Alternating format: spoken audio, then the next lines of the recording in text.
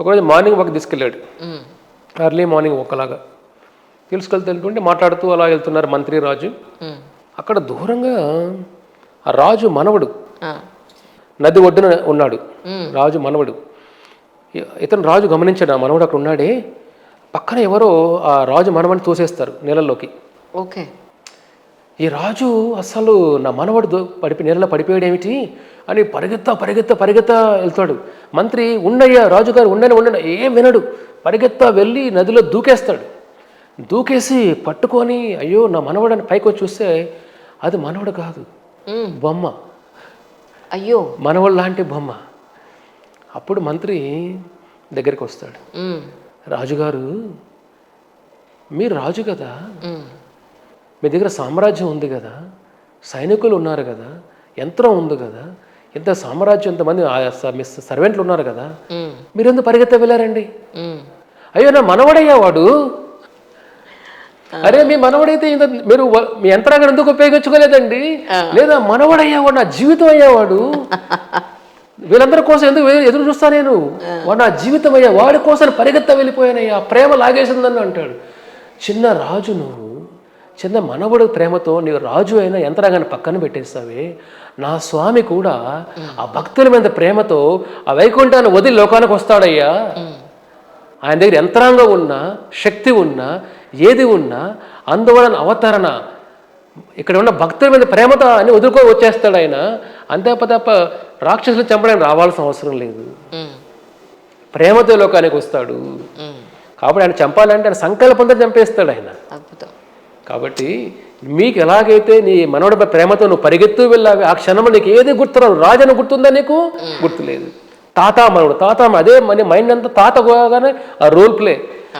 నువ్వు రాజు, నాకేదో సైనికులు, సేనాధిపతి, ఏం గుర్తులేవు కదా.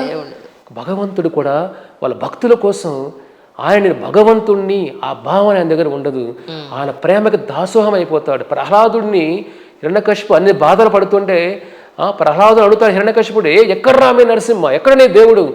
నా స్వామి సర్వాంతర్యామి, అన్ని చోట్ల స్వామి కనపడుతున్నాడే, నాకు కనపడట్లేదు ఏమిరా అంటాడు. కొంతమందిలాగా కనపడ్డు, అది చూడడానికి క్వాలిఫికేషన్ ఉండాలి దానికి కూడా. Correct sir. ఇప్పుడు క్వాలిఫికేషన్ గుర్తు వచ్చి చెప్తాను మీకు. ఒకడు మీకు కారు రిపేర్ అయింది అనుకోండి, మీ కారు ఓపెన్ చేస్తారు, మీకేం కనపడుతుంది? కారు పాటలు కనపడతాయి, మీకేం కనపడుతుంది? నాకేం తెలియదు కదండి. అదే ఒక మెకానిక్ దగ్గర వెళ్ళారనుకోండి, వాడికి ప్రాబ్లం కనపడుతుంది. వాడు ఏం చేస్తాడు?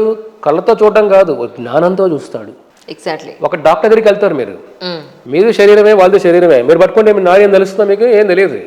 అదే డాక్టర్ పట్టుకుంటే ఆయన మెడికల్ నాలెడ్జ్తో శరీరాన్ని చూస్తాడు, కళ్ళతో చూస్తున్నాడు. కళ్ళతో పాటు జ్ఞానం, మెడికల్ నాలెడ్జ్ యాడ్ అవుతుంది కాబట్టి ఒక పేషెంట్ చూడగలుగుతాడు డాక్టర్. ఒక మెకానిక్ కళ్ళతో పాటు ఆటోమొబైల్ నాలెడ్జ్, జ్ఞానం యాడ్ చేసి కారును చూడగలుగుతున్నాడు. అదేవిధంగా ఒక భక్తుడనేవాడు ప్రపంచాన్ని కళ్ళతో చూడ్డు, జ్ఞానంతో చూస్తాడు. జ్ఞాన చక్షు అని అంటాడు. వాడు జ్ఞానంతో చూస్తాడు కాబట్టి భగవంతుడు సర్వాంతర్యామి అని చూడగలుగుతాడు, అనుభవించగలుగుతాడు. హిరణ్యకశిపుడు ఆ జ్ఞానం లేదు, కళ్ళతో చూస్తున్నాడు కాబట్టి ఒక మా సాధారణ వ్యక్తిలాగా కారు బాగుందే కొత్తదేరా బాబు, లోపల పోయింది, లోపలదే కనపడట్లేదు. వాడు కళ్ళతో చూస్తున్నాడు, మెకానిక్ జ్ఞానంతో చూస్తాడు. కాబట్టి హిరణ్యకశిపు కళ్ళతో చూస్తున్నాడు కాబట్టి ఎక్కడ కనపట్లేదే అంటాడు. ఆ స్తంభంలో ఉన్నాడు అంటే నరసింహస్వామి స్తంభంలో వెళ్ళి మళ్ళీ బయట రాలేదు. ఆయన సర్వాంతర్యామి. అండాంతరస్థ పరమాణు చయాంతరస్థం గోవిందమాది పురుషం తమహం భజామి అంటే బ్రహ్మ చెప్తాడు అండాంతరస్థ, స్వామి ప్రతి అణువులోనూ ఉన్నావు స్వామి. అణువు మనకు కనపడుతుందంతే, అంతే తప్ప స్వామి నరసింహస్వామి వెళ్ళి స్తంభంలో వెళ్ళి దాక్కొని మరి బయట వచ్చాడు అలా కాదు. ఆయన సర్వాంతర్యామి. ఎందుకు? హిరణ్యకశిపుడు స్తంభం ఉన్నాడు కాబట్టి స్వామి వాడు కనపడ్డాడు, అంతే తప్ప దాని ముందు స్వామి లేనట్టు కాదు. అక్కడ ఇప్పుడు ఉన్నాడు, అక్కడ వాడు చూసేసి భయపడిపోతాడు. కాబట్టి భగవంతుడు అవతారం అనేది మన భక్తుల కోసం. అంతే, దీనికి కనెక్షన్ ఒకటి ఉంది కూడా చెప్తాను మీకు. చాలా మంది భగవంతుడు ఎందుకు వస్తాడు, లేని ఎందుకు చేస్తాడు, ఇదే కారణం, భక్తుల కోసం. ఒక తండ్రి నన్ను వదిలి వెళ్ళిపోయిన వాడు, ఒక 10 సంవత్సరాలు వెళ్ళిపోయిన బిడ్డనితో తల్లి ఎంతో బాధపడుతుంది కదా. అలాంటి కొన్ని జన్మలు సనాతన అంటాడు కృష్ణుడు భగవద్గీతలో. అర్జున, నా భక్తులు వీళ్ళందరూ కూడా జీవులు సనాతన కొన్ని కోట్ల జన్మలను వదిలి వచ్చేసారు ఈ లోకానికి. వాళ్ళ మీద ప్రేమతో లోకానికి వచ్చాను నేను, వాళ్ళ కోసం వచ్చాను. కానీ మనసు సంఘర్షణ, వాళ్ళ మనసుతో బాధపడుతున్నారయ్యా, చూడలేకపోతున్నానయ్యా అంటాడు అర్జునుడితో. ఆయన బాధపడి ఏడుస్తాడు స్వామి. స్వామి కన్నీళ్ళు ఇవన్నీ కూడా భగవత్ అని స్వామి కన్నీళ్ళు అవి. అదేదో జ్ఞానం ఒకటే కాదు, మిగతా చిన్న చిన్న సబ్జెక్టులు అక్కడ. ఆయన భగవంతుడు ఒక తల్లి ఒక బిడ్డకి లెటర్ రాస్తే ఎంత ప్రేమ ఉంటుంది దానిలో. ఇప్పుడు లెటర్ లేవనుకోండి, మెసేజ్ కూడా అయిపోయినా కూడా మెసేజ్లో భావం కనపడట్లేదు. అంటే ఒక లెటర్ రాస్తే ఎంత ప్రేమ ఉంటుంది. ఆ భగవంతుడు ఇచ్చిన లెటరే భగవద్గీత మనకు. కాబట్టి ఈ కనెక్షన్లో ఆయన ప్రేమతో అవతారం తీసుకుంటాడు తప్ప ఎవరిని చంపడానికి కోసం రావాల్సిన అవసరమే లేదు. ఇప్పుడు చూడండి, చెప్పాను కదా, ఒక పెద్ద పెద్ద ప్రైమ్ మినిస్టరే ఒక ఆపరేషన్ చేయగలిగినప్పుడు సృష్టి అంతా ఆయన ఆధీనంలో ఉన్నప్పుడు మయా దక్షిణ ప్రకృతి మత్తా పరతరం నాణ్యత అంటాడు. అంటే ఏమిటి? అర్జున, నన్ను మించిన తత్వం లేదయ్యా. అన్నిటికీ ఒక పూలదండ తీసుకుంటే అందరూ పూలు చూస్తారు, ఆ పూలదండ వెనకాల ఉన్న దారాన్ని చూడాలి. ఆ దారం పూల దండను తయారు చేసింది. ఆ దారం వల్ల పూలదండలాగా మారింది. ఆ దారం వల్ల ఆ పూలు నిలబడ్డాయి. కాబట్టి దారాన్ని చూడాలి మనం, దండ అంటే పూలు మాత్రం చూడడం కాదు. అర్జున, ఆ దండలో ఆ దారాన్ని నేనే అర్జున అని అంటాడు.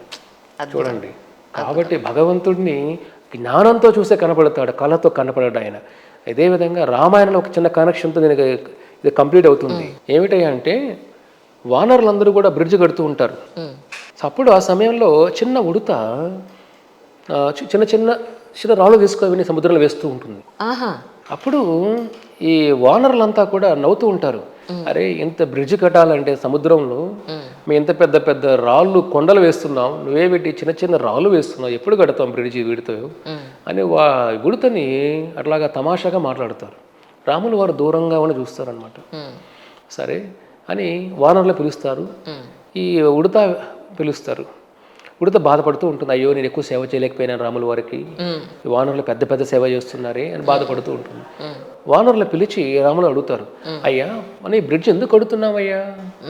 వానరులు అందరూ, స్వామి మనం బ్రిడ్జ్ కడుతున్నాం, రావణ్ణి చంపాలి కదా, మన సముద్రం దాటాలి కదా, సముద్రం దాటి వెళ్ళి అక్కడ లంక అక్కడ రాక్షసులను చంపి రావణుని చంపి సీత విడిపించాలి కదా, దానికోసం బ్రిడ్జ్ కడుతున్నాం కదా అంటారు. రాములు అలా నవ్వుతారనమాట.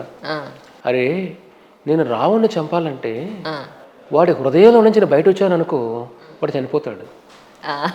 ఈశ్వర సర్వభూతానం హృదయేషు అర్జున తిష్టతి. అర్జున, ప్రతి జీవి హృదయంలో నేను ఉన్నాను పరమాత్మలాగా. పరమాత్మ మన శరీరం నుంచి బయట వచ్చాడు అనుకోండి, ఊపిరిపోయినట్టే. ఆత్మ వదిలితే మృత్యువు కాదు. ఆత్మతో పాటు పరమాత్మ ఉంటారు హృదయంలో, ప్రతి జీవుల్లో. మన హృదయంలో ఆత్మ పరమాత్మ ఉంటారు. పరమాత్మ సాక్షి, గతి ప్రతి పనికి సాక్షి పరమాత్మే. కాబట్టి నేను వాడి హృదయం నుంచి బయట వచ్చాను, రావణుడు చనిపోతాడు అంటే వీళ్ళు షాక్ అవుతారు. అయితే రావణుని చంపడానికి చేయట్లేదు మన ఇవన్నీ, మరి దేనికి అడిగితే చూడండి, మిమ్మల్ని అందరినీ నా సేవలో ఉపయోగించడానికి ఈ కార్యక్రమం, మీరందరినీ నా సేవలో ఉపయోగించడానికి ఇవన్నీ చేస్తున్నాం. ఇది రావణుని చంపడం కోసం. మీ సేవ ద్వారా మీ ఆత్మ శుద్ధి అవుతుంది, మీలో ఉన్న మలినాలు పోతాయి, మీలో ఉన్న కామ క్రోధాలు పోతాయి, వైకుంఠాన్ని చేరుకుంటారు. సేవ ద్వారా, భక్తి ద్వారా మాత్రమే వైకుంఠం. కాబట్టి ఇది ఈ సేవ అనేది నా కోసం చేస్తున్నారు కాబట్టి ఇది భక్తి. ఇది కాబట్టి ఆ భక్తి మీరు వైకుంఠం తీసుకుని వెళ్తుంది.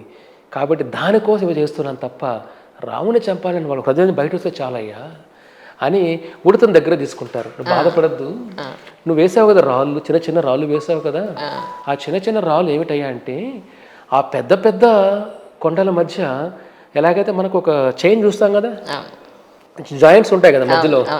కాబట్టి నువ్వు వేసే చిన్న చిన్న రాళ్ళు ఆ పెద్ద పెద్ద కొండల్ని కనెక్ట్ చేసే రాళ్ళు లాగా అవుతాయి, కనెక్టింగ్ పాయింట్ అవుతుంది. కాబట్టి చైన్ లాగా అవుతుంది, బాధపడద్దు అని. నీ సేవ నాకు చాలా నచ్చింది అని ప్రేమగా స్వామి రాములు వారు ఉడత మీద అలాగా నిమురుతారు.